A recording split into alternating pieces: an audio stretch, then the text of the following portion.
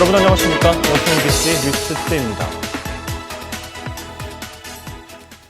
대기오염물질 배출 농도 조작 사태가 불거진 이후 처음으로 관련 기업과 지자체 등이 어제 대책회의를 가졌습니다. 기업들은 사과의 뜻을 밝혔지만 구체적인 대책을 내놓기보다는 변명하기에 급급했습니다. 보도에 문형철 기자입니다.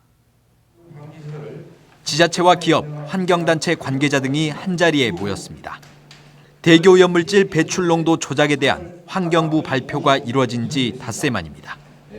우선 전라남도와 여수시는 이번에 적발된 235개 업체의 모든 배출구를 전수조사하고 여수산단 주변 대기에 대한 실태조사와 주민들의 건강 영향평가가 이루어지도록 하겠다고 밝혔습니다.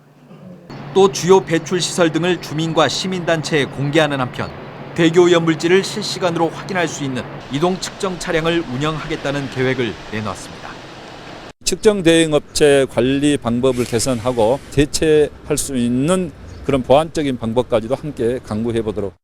업체들도 책임을 통감한다며 머리를 숙였습니다. 환경오염에 대한 불안감을 가중시키고 심려를 끼쳐드린 점에 대해 진심으로 깊이 사과드립니다. 하지만 기업들이 내놓은 대책은 원론적인 수준에 그쳤고 일부 업체들은 변명하기에 급급했습니다. 15배까지도 초과된 게 있었다는 얘기지 법적 일체 15배를 배출한 게 아니라는 말씀이죠. 그동안 관리 감독에 소홀했던 지자체의 대응에도 기업들의 안일한 행태에도 질타가 이어졌습니다. 잘못했잖아요. 그래서 이 문제가 생긴 거 아닙니까? 그럼 거기에 대해서 시민들한테 잘못하고 돈 되는 것은 엄청나게 증설하면서 구조적으로 어려움이 있어요. 도저히 장치 못하는 게 있는데 이걸 소상히 밝혀야 돼요. 한편 지역 시민단체들은 이번 배출 농도 조작 사태에 대한 공동 대응 방안을 논의하고 있습니다. MBC 뉴스 문형철입니다. 전남도의회 광양만권 해양생태계 보전특위와 보건복지환경위원회는 어제 성명을 내고 여수 국가산단 오염물질 배출량 조작 사업장에 대한 수사를 촉구하고 강력한 처벌을 요구했습니다. 전남도의회는 또 전국 모든 사업장에 대기오염 물질 배출량을 실시간 측정 공개할 수 있는 감시망을 구축하고 항구적인 환경오염 재발 방지 대책을 마련하라고 촉구했습니다. 전남도의회의 이번 성명서 발표는 지난 17일 영산강 유역환경청이 기업과 측정 대행업체가 공모해 4,200건이 넘는 측정량 축소 조작을 적발했다고 발표한 데 따른 것입니다. 공공기관은 국민의 알 권리 보장을 위해 가능한 모든 정보를 적극적으로 공개하도록 법으로 규정돼 있습니다. 하지만 유독 우리 지역의 지자체와 의회들이 정보 공개에 있어 소극적이고 방어적이라는 지적이 나오고 있습니다. 박광수 기자가 보도합니다. 여수시청 홈페이지에 공개된 시장과 부시장의 업무 추진비 사용 내역입니다. 대부분이 식사비인 집행 내역을 주요 유형별로만 뭉뚱그려 적시했습니다. 특히 사용처인 식당 이름은 전혀 보이지 않습니다. 반면 제주도지사의 경우 사용 날짜와 항목별로 액수와 대상, 사용한 장소까지 낱낱이 기록돼 있습니다.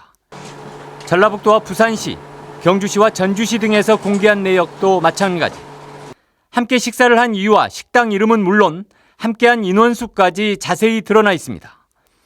유독 여수와 순천, 광양시만 주요 항목이 빠진 채 시민에게 공개돼 있는 겁니다.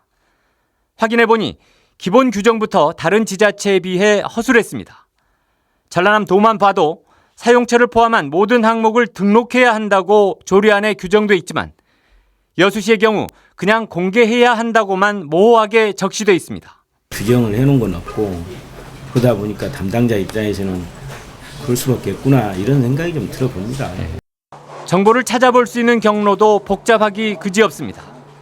열린혁신정보공개 등 어려운 명칭의 목록을 겹겹이 거쳐야만 들어갈 수 있게 돼 있습니다. 그거를 바꾸려면 이제 홈페이지 자체를 또 작업을 계속 해야 되니까 바로는 조금 힘들 것 같아요. 국회나 청와대나 각종 중앙부처에서는 다 이미 공개하고 있는 사안을 왜 지방자치단체인 여수시와 순천시는 공개를 하지 않는 것인지 의문스러운 거죠. 정보의 차단은 곧 폐쇄적인 행정으로 이어질 수 있습니다. 과거 관행을 극복하고 투명 행정의 체질을 다지기 위한 점검이 필요해 보입니다. MBC 뉴스 박광수입니다. 윤봉길 의사 유목에 대한 지윤이 논란이 가열되고 있는 가운데 매도자 이모 씨가 전남도에 고흥군에 대한 감사를 청구했습니다.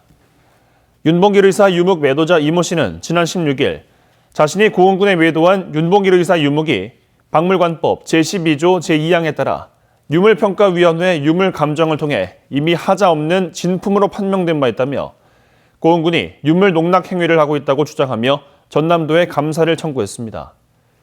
전남도는 윤봉길 의사 유묵과 관련해 현재 고흥군과 감사 청구 당사자인 이모 씨가 관련 소송을 진행하고 있는 만큼 사법부의 판단을 지켜본 뒤 대응 방안을 결정하겠다고 밝혔습니다. 서완석 여수시의회 의장이 자신의 아파트 입주자 대표 회장 선거에서 특정 후보를 지지한다며 보낸 휴대폰 문자를 둘러싸고 논란이 일고 있습니다.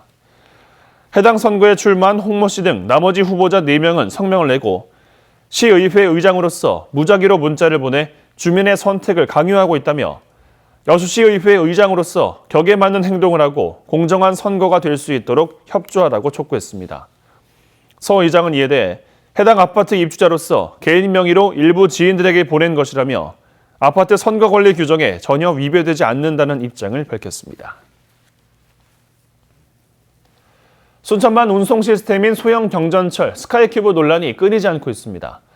포스코와 순천시의 책임 공방에 지역 간 갈등도 우려되고 있는데 양측의 책임 있는 사회적 대화가 필요하다는 지적이 나오고 있습니다. 박민주 기자입니다.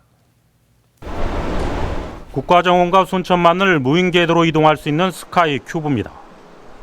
지난 2014년 개통되면서 주목을 받았지만 운영 5년 만에 애물단지로 전락했습니다. 포스코 운영사가 1,367억 원의 손해배상 청구를 대한상사중재원에 낸 건 지난 3월. 대기업의 행포라며 반발한 순천시에 이어 시민단체도 범시민 대책위를 구성해 손해배상 철회와 포스코의 책임을 묻고 있습니다. 광양 지역 상공인들은 지역사회 갈등을 우려하며 절차에 따라 중재 결과를 기다려야 한다는 입장입니다. 때문에 포스코와 순천시 양측이 책임을 다하는 사회적 대화가 필요하다는 지적이 나오고 있습니다. 사업 철회와 정상 운영은 물론 모든 가능성을 열어놓고 상생의 방안을 마련해야 한다는 겁니다. 감정적 어떤 문제를 해결하는 것이 아니라 지금 현장에 필요한 것은 소송을 중단하고 포스코와 순천시가 사회적 테이블을 만들어서 함께 논의하는 과정이 좀 필요하다고 생각합니다. 대한상사중재원의 중재 판결안은 유형 구성이 늦어지면서 오는 8월쯤 나올 전망입니다. 시민들은 스카이큐브 공방에 이제는 양측의 책임성 있는 사회적 대화를 촉구하고 있습니다. MBC 뉴스 박민주입니다. 무자격 조합원들의 선거 참여를 제한하기 위한 법률 개정안이 발의돼 조합장 선거의 공정성이 확보될지 관심을 모으고 있습니다. 더불어민주당 서삼석 의원은 현행 위탁선거법에서는 선거인 명부 이의 신청 시 해당 조합이 기각하면 더 이상 다툴 수 없었다며 관련법 개정으로 선거인 명부 불복 절차를 도입해 객관적인 명부 관리가 기대된다고 밝혔습니다. 또 선거인 명부 작성 시기도 선거일 19일 전에서 30일 전으로 앞당겨 무자격 조합원 검증도 강화될 것으로 보입니다. 전남도가 오는 2025년까지 국제적 수준의 드론 산업 클러스터를 조성합니다. 전라남도는 오는 2025년까지 7,700억 원을 들여 드론 생산 및 기업 지원, 드론 체험과 전시시설 등 세계 분야 11개 사업을 중심으로 한 국제적 수준의 드론 산업 클러스터를 조성할 계획입니다. 전남도는 특히 동북권의 비행시험 인증과 실증 테스트 베드 구축을 골자로 한 권역별 산업 생태계 조성에도 나설 방침입니다. 전남도는 이번 드론 산업 클러스터 조성을 통해 오는 2025년까지 기업 수 270개, 고용 창출 3,400명, 매출 4천억 원 달성을 목표로 하고 있습니다. 농산물 유통 구조를 단순화시킨 로컬푸드 직매장이 무서운 속도로 성장하고 있습니다. 광주 전남에 선보인 지 6년 만에 연매출 700억 원대로 급성장했습니다. 이계상 기자가 보도합니다. 무등산 자락에서 갓 생산된 두릅이 판매대에 진열되어 있습니다. 농산물 생산 이력을 직접 확인하고 저렴한 가격에 살 수 있다 보니 로컬푸드 직매장에는 단골 고객들이 꾸준히 늘고 있습니다. 신선한 채소를 직접 농민들이 진 걸 바로 우리가 먹을 수 있어서 좋죠. 광주농협이 운영하는 로컬푸드 직매장은 작년 10월에 문을 열었습니다. 월 매출이 8억 원을 웃돌고 있고 올해 안에 손익분기점을 넘어설 것으로 예상됩니다. 농산물 유통 구조를 단순화한 직매장 덕분에 중소농가들도 판로 걱정 없이 농산물을 생산할 수 있게 됐습니다. 또 고령 농가들이 농산물을 출하할 곳이 없습니다. 그런 분들이 이제 로컬 푸드에 언제든지 출하할 수 있기 때문에 바로 출하만 하면 소득이 발생하는 것이죠. 광주 농산물 종합유통센터에도 로컬푸드 직매장이 새롭게 들어섰습니다. 광주 전남 지역 농민이면 누구나 직접 생산한 상품을 공급할 수 있다 보니 기존 직매장보다 다양한 농산물을 선보이고 있습니다. 출하 시기 작부 체계 개선을 통해서 보다 많은 농업인들이 큰 혜택을 받을 수 있을 걸로 생각을 하고 있습니다. 광주 전남 지역에서는 30여 곳의 로컬푸드 직매장이 활발하게 운영되고 있습니다. 로컬푸드 직매장이 출범한 지 불과 6년 만에 연 매출 규모가 700억 원대를 돌파했습니다. 직매장에 참여하는 농민들은 지난해 말 기준으로 5천 농가를 넘어섰습니다. 이 같은 성과를 토대로 전남 지역 로컬푸드 직매장들은 연이어 수도권 시장까지 진출하고 있습니다. MBC 뉴스 이계상입니다. 고흥에서 생산된 마른 김의 중국 수출이 본격화되고 있습니다. 고흥군은 주식회사 열린푸드가 지난 1월부터 6차례에 걸쳐 마른 김 69톤을 광양항을 통해 중국 강수성의 식품업체로 수출했으며 앞으로 두세 차례에 걸쳐 23톤을 추가 수출할 것으로 전망했습니다. 고흥군은 전국 생산량의 20%를 차지하고 있는 김을 비롯해 미역과 유자 등 지역의 다른 대표 농수산물들도 해외 수출 시장을 계속 확대시킬 수 있도록 적극 행정 지원할 계획입니다. 전남도가 농번기 인력 부족 해소를 위해 일선 시군의 농촌인력지원센터를 운영합니다. 전라남도는 농번기마다 인건비 상승에 시달리는 관내 시군 농가의 적기 영농을 돕고 구직자들에게 일자리를 연결해주기 위해 관내 21개 시군의 농촌인력지원센터 35개소를 운영합니다. 전남도는 지난 2017년 전국 처음으로 농촌인력지원센터를 도입했으며 지난해 한 해 동안 440여 동가에 6만 4천여 명의 인력을 중개하는 등 실적을 거둔 바 있습니다. 가습기 살균제로 인한 광주 전남 지역 피해자만 300명에 가까운 것으로 나타났습니다. 가습기 살균제 사건 특별조사위원회에 따르면 광주 전남 지역 피해자는 전체 피해자의 4.6%인 295명으로 이 가운데 87명이 숨진 것으로 집계됐습니다. 피해자 가운데 전남 지역에서는 순천이 33명으로 가장 많았고 광양 피해자가 15명으로 그 다음을 차지했습니다.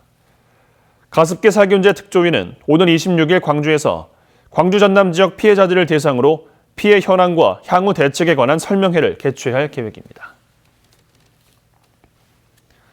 전남도 교육청이 장애 학생을 위한 특수교육 인프라 지원을 강화합니다. 전남도 교육청은 지난해 한평과 장흥에 직업능력개발원과 연계한 특수교육지원센터를 설립한 바 있습니다.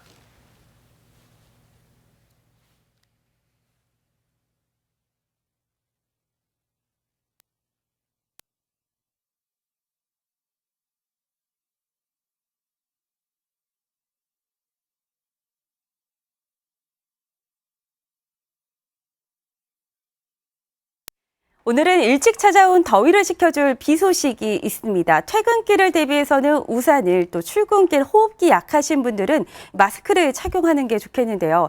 어제 유입된 황사로 현재 수도권과 충남 지역에는 미세먼지 주의보가 내려진 가운데 비가 오기 전까지는 먼지가 쌓여 있겠습니다. 출근 시간대에는 주로 제주도와 전남 해안에서만 비가 오겠고요. 오후에는 충청도와 남부지방, 퇴근길 무렵에는 서울을 포함한 그 밖에 전국으로 비가 확대되겠습니다. 특히 오전보다는 오후부터 밤 사이 강한 비바람이 집중될 것으로 예상을 하는데요. 예상 지역은 남부지방과 제주도입니다. 제주 산지와 제주 남부로는 호우특보가 발효 중인 가운데 이들 지역은 최고 100mm 이상의 폭우가 쏟아지겠고 지리산 부근에도 최고 60mm가량의 비가 예상됩니다. 충청 이남지방에는 최고 40mm, 서울을 포함한 중북부 지방 5에서 10mm가량의 비가 예상됩니다. 아직은 전국의 하늘 대체로 흐리기만 한 모습인데요. 이 저기압 전면에서 발달된 비구름이 느리게 다가오면서 조금 전부터 제주도도 약하게 비가 내리기 시작했습니다. 현재 기온은 서울 등 서쪽 지방 16도 안팎으로 어제보다 4도가량 높습니다. 한낮 기온은 서울이 26도, 대구 22도까지 오르겠습니다. 비는 내일 오전과 오후 사이에 대부분 그칠 것으로 예상을 합니다만 이 목요일부터 금요일 사이 또 한 차례 전국에 비 소식이 있습니다. 날씨였습니다.